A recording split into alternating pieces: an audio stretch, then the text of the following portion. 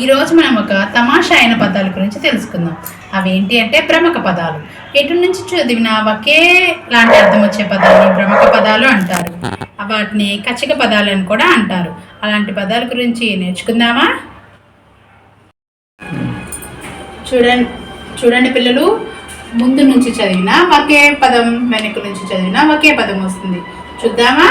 కనుక, కటిక, కిటికీ, జలజ, నటన, నయన, టమాటా, మడమ, మహిమ, పులుపు, వికట కవి, సమోసా,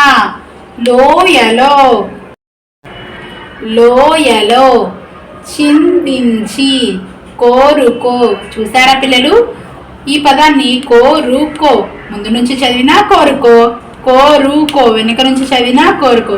భలే తమాషాగా ఉన్నాయి కదా. ఇలాంటి పదాలనే భ్రమక పదాలు అంటారు. రాసుకోండి. ఇలాంటి పదాలు మీకు ఇంకా తెలిస్తే రాసుకోండి.